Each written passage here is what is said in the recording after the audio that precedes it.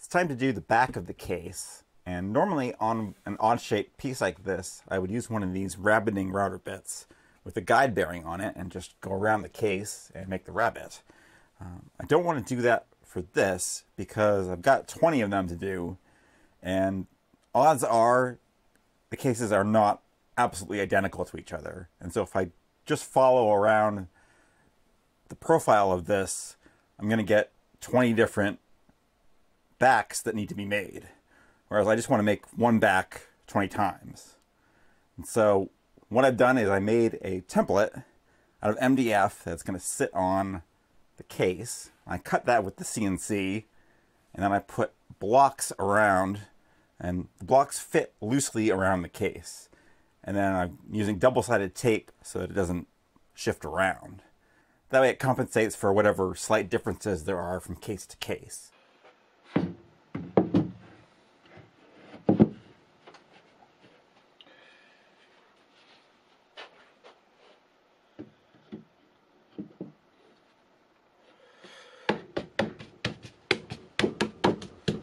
To actually cut the rabbet, I'm using a pattern bit, which is the same as a flush trim bit, except the ball bearing is on the top of the cutter instead of on the bottom.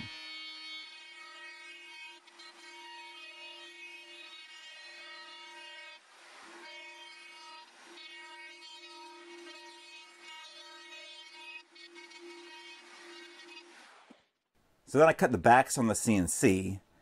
And normally when you cut something with the CNC, you use a little bit of a tolerance. So make one side, a few thousandths of an inch smaller than the other side so they can actually fit together.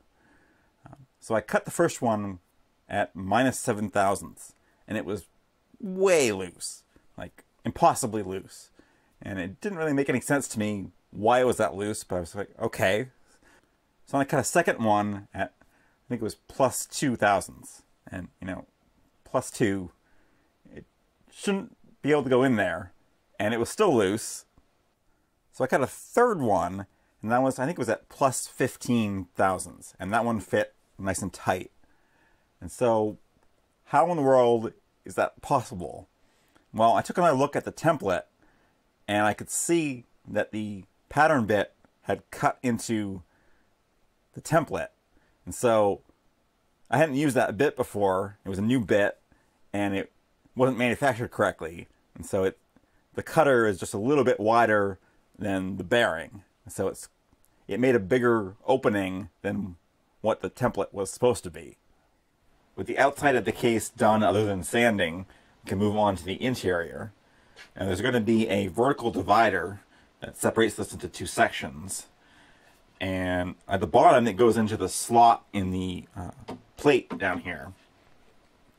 And I've cut the divider to length. It needs like a 6-degree bevel because it ends up just to this side of the apex of this curve. So that slides in. So I need some way of attaching this at the top. On the regular version, I've got lots of options I could try because there's a lot of material up here. I don't think it's really practical to cut a slot in there to try to get it lined up with the one on the bottom.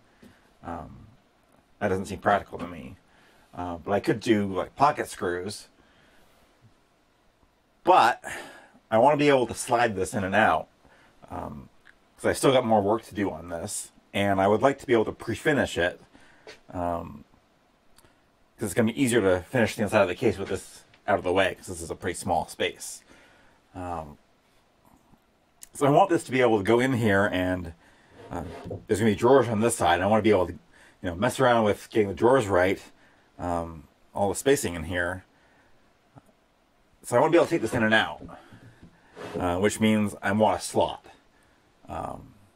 But there's really, on this sculpted version, there's no material in here in which to cut a slot.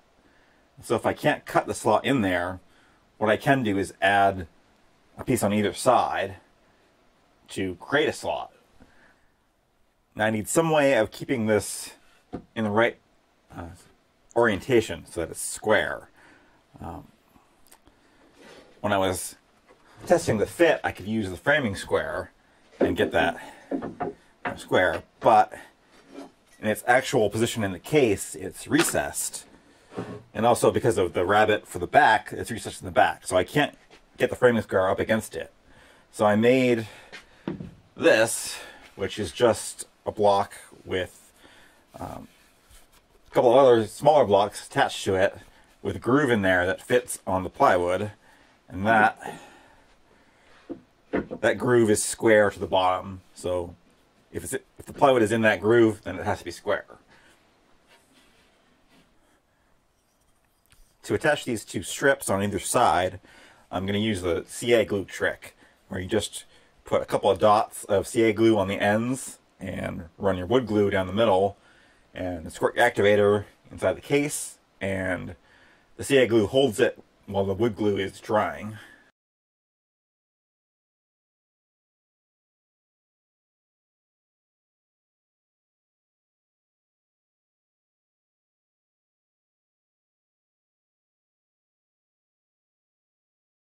On the right side of the case, there will be a pull-out unit with hanging storage for necklaces and earrings. That's going to be mounted on full extension slides. There's already a place for the one on the bottom, but I need somebody to attach the one at the top. I don't think it makes sense to try to mount that to the case when it would be easier to mount it on a bracket to the divider.